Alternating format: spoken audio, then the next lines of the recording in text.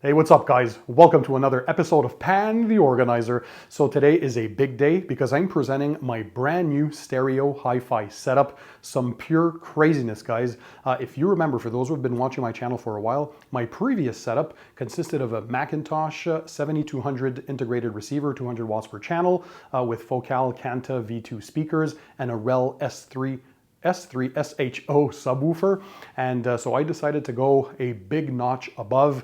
I did some tests. Of course, A/B testing is super important to find what you guys like. All of this, by the way, is from Son Ultime. It's a shop here in Quebec. I'll leave the links in the description. This, by the way, quick disclaimer, is not a sponsored video. Nobody paid for this video, and certainly I had to purchase these items myself. So it's a lifelong dream of owning such a setup, and we're going to go through the entire stacks, the amplification, of course, the speakers and the subwoofers themselves. But first order of business was to work in a dedicated treated room. So this is in my basement, and we did some work, as I also have on my left my custom home theater. So we had an acoustician come in and take some room measurements for the sound. We gave a report to a team that built the custom paneling and treatments. So we have some acoustic panels, some clouds on the ceiling, some bass traps as well.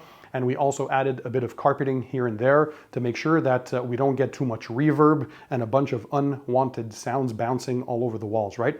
So the foundation also was raised to 9 feet when I was building this house, so I can fit the 120-inch screen with no problems. And so on this side here, I decided to have and position my hi-fi setup. It's a perfect triangle with my listening chair that is right in front of me. So we have equal distance between speakers, which is around 8 to 9 feet, and same distance to the listening chair, which is obviously the sweet spot.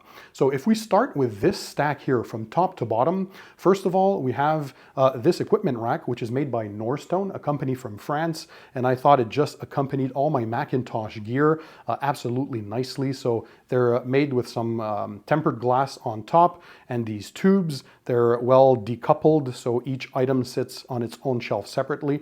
And here up top, we have from Orlik the Aries G2.1. This is a streaming transport, so a digital transport. All it does is transport your music, whether it's if you're listening from internet radio, from a USB drive, from your network in your house, or from a streaming service like I do, either Tidal or Qobuz, those high-res streaming services. Another thing I want to share is, guys, don't ever forget the hi-fi world is absolutely crazy. Do something that's right for you. Don't listen to anybody else. If you like what you hear, then you know it's for you, because two different people have different tastes. It is very subjective what sounds good for one person versus another. The reason I selected the gear I selected is because of the synergy between the speakers, the amplification, and of course all the components right here. So yeah, here from Orlik, the cool thing about this one, the streamer itself, is the build quality is nuts. So the outer casing is out of a solid aluminum block, and inside there's another chassis that is made out of copper for full isolation. There's even a suspension system in there. Imagine for digital music, it's absolutely insane. You can have it wired or through Ethernet and is very, very stable. So now if we move down to the next component, what we have here is the Macintosh MCD 12000. This is their reference SACD and CD player, and also their reference DAC. So in here, they have dual ESS Sabre 9038 Pro chips, and there's one DAC for the left channel and one DAC for the right channel. So let me grab a quick cheat sheet, guys, because there's so much information. As you guys know, I'm still new to all these components, so I don't want to miss any details.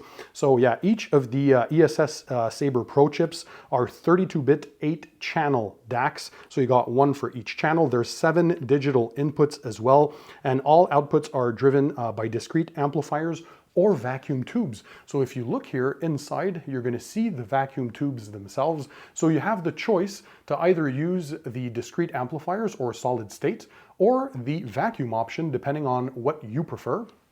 And below this, of course, again, there's the SACD and CD tray right here, so it can play your music on those mediums as well. And next, right underneath, we have a dual component. So it's the C12000 reference preamp, their flagship preamp, which they separated into two units, by the way. So they have the separate audio section and a separate control section right here, interconnected by a special link cable. And I mean, the quality that comes out of this. But here again, inside there, you're getting a choice of solid state and vacuum tube. In this setup, the combination we found that worked the best is to have both the preamp on tube mode and the reference DAC in tube mode. That's what sounded the best to me. So you can do A and B testing and find which combination, because you could do, if you want, tube for the DAC and solid state for the preamp, or tube for the preamp and solid state for the DAC, or tube, or solid state. You can see it's an endless sea of possibilities. So I like the fact that they have a separate controller as well for all the inputs and all that kind of stuff in here. So you get 12 analog inputs, including 2 customizable phono inputs, which are very, very high quality. So right underneath all that, you need this power unit right here. So this is the Macintosh MPC 1500. This is a power controller. So it's going to remove any noise that is in your AC lines. Of course, it filters that, and it has a huge toroidal isolation transformer built in, stores a bit of energy for when you need a bigger punch, because sometimes you listen to dynamic music, so it helps with that dynamic capability. And you can connect, I think if memory serves me well, 12 different components into here. So basically, all your AC gets filtered. There's a lot of crap that goes through the AC lines, so it filters all of that. So you have clean power going to your components, and especially the amplifiers. And talking about amplifiers, look at these bad boys. This is the biggest single unit amplification that Macintosh makes. So this is the MC 1.25 kW, basically 1,200 watts of power. So we have 2 monoblocks. Each amplifier powers 1 speaker. These are heavy, by the way. That's why they come with these handles. This is one of their flagship amplifiers. Of course, I said 1,200 watts. However, the cool thing about this, if you look up top, you're going to see a bunch of features. So this is a quad balanced design that has been something Macintosh is known for. And you have these awesome heat sinks, beefy heat sinks with the MC Macintosh logo built in. The build quality is second to none, but they're some heavy beasts, guys. 158 pounds or 72 kilos. Total harmonic distortion of only 0.005%. And what's cool about their design is they have that 1,200 watts of power, regardless if you're using 2, 4, or 8 ohm speakers. So regardless of the impedance of your speakers, you're always getting 1,200 watts. You're going to ask me, Pan, why 1,200 watts? Is it necessary? No, it's not. However, the cool thing about this is not only do you have enough power to control your speakers, but they play well at lower volumes. So you don't have to crank them up all the time. What is cool about having this much power on tap is that it has more control at lower volumes as well. So you never lose any of that detail. And what I like about the MC 1.25 kW monoblocks is that they not only have power, but they have that balance I found of a rich, warm sound with a lot of control and precision as well. So it's kind of a mix, because this here is a class AB solid state amplifier, but it gives you a bit of the feel of tube amps as well for the rich and warmth, but it still again has tons of control and clarity and precision. And yeah, it's just awesome. So what are these guys powering? Well, they're powering the flagship Bowers & Wilkins 801D4. So these are the flagship Diamond Series speakers from Bowers & Wilkins. These are the ones they use in the recording studio at Abbey Road in the UK. So they're very, very widely known. The build quality is amazing. These ones here in this awesome satin rose nut finish. So they come with dual 10-inch bass drivers in the lower cabinet, and you'll notice that everything is isolated as well. So the lower cabinet with the 2 bass drivers, it's separated from the mid-range that's here in its own little nest. So this is a 6-inch driver, and up top, again, separated from the rest on its own suspension, is a 1-inch diamond-coated tweeter. So just look at this, some nice leather, aluminum dome right here, and if you look in the back, all that dispersion of heat with the metalwork. They come on rollers, so you can position them very nicely where you want in the room. So I think that was a nice addition. And even the rollers are isolated and separated from the rest of the speaker cabinet. So that just looks insane. So the sound quality that comes out of there is second to none. Their frequency response goes from 13 hertz all the way up to 35 kilohertz. So the frequency range. So these guys can go very, very low. But like I always say, I like to have subwoofers that are added. Why? Not necessarily because you want a big impact in bass. You want to feel the bass, that's for sure. But I feel that the subwoofers add kind of a foundation for the rest of the music to sit on. Because yes, certainly these do go down pretty low at 13 hertz, right? However, there's some magic that subwoofers do that just add a bit of kick, a bit more impact without, people think of bass as being boomy. I see these as just accompaniments or like things that will come and help the bass delivery of the speaker itself. So in this case, we have something quite special. These are the Referral Carbon Special subwoofers. So they have a 12-inch driver up front. This is in carbon fiber. You can tell the beautiful finish. And it also has a passive driver underneath as well. 1,000-watt amplifier on this unit.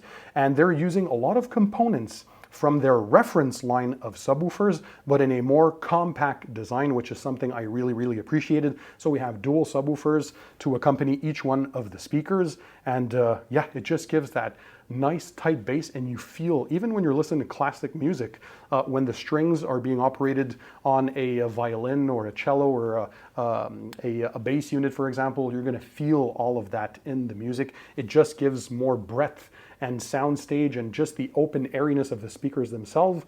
Well, you're getting helped from the subwoofers.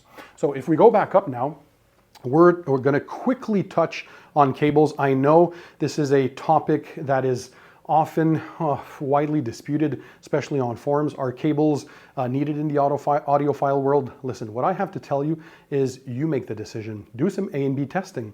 Are the standard power cables that come with a subwoofer and the amplifiers good enough for you? If they are, perfect. But if you test some higher end cables like we have here, I decided to go with Shunyata power cables and speaker cables and interconnects. So they have different ranges in Shunyata, which is made in the USA. But what I liked about that brand is all the research they do, especially in the way they build their wires. But what they're doing is they're very high in filtration. So they're filtering a bunch of the crap before it gets to your components or to your speakers. And for me, at least, I did notice a pretty big difference. I think you're going to notice that in higher end setups, maybe not as much in setups that are worth, let's say, less than 50K, but beyond that amount, there's certainly a difference to be had, but you have to audition and decide for yourselves. So here we decided to go with some Shunyata Alpha V2 speakers for the speaker wires, Alpha power cables for the amplifiers for the monoblocks, and as well for the power controller. And then for the rest of the units, we did some Shunyata Delta power cables. All the interconnects are Shunyata Alpha as well. So Alpha is mid to high tier in there, but I might move up to some Sigmas. I'm going to do some tests because they have pretty much an identical setup at the Son Ultime shop. So it allows me to do A and B testing and see if I really notice the difference, because we're kind of getting up there in the range of price for the cables. But you're going to see in the B-roll, of course, all the shots on screen. They sound amazing, and for me, they actually do a difference. Again, I'm not here to debate, or is it worth it spending money on power cables and upgraded speaker cables? You decide, but for me, definitely, I noticed the difference. It's night and day.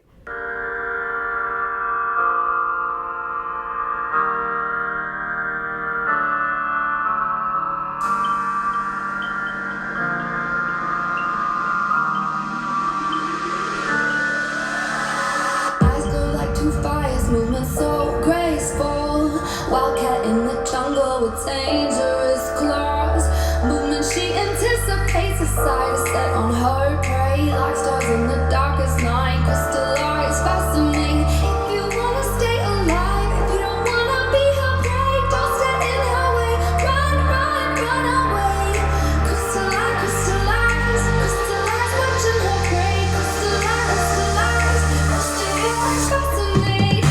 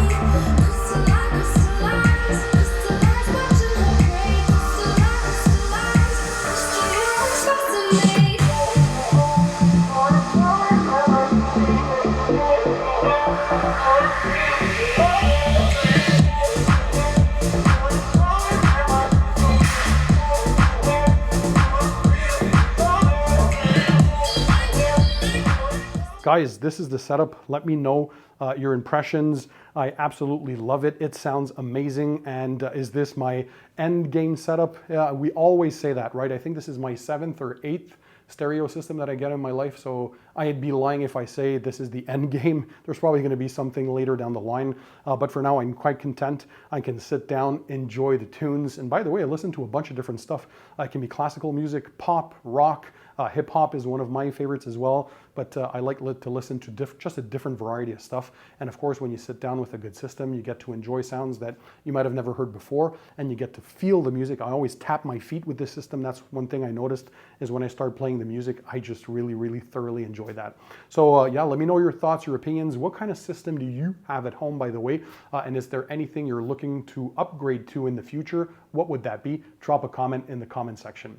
So guys, I want to thank you for being there. Thanks for watching. And in the meantime, don't forget, keep it tight, keep it clean, and I'll see you on the next one.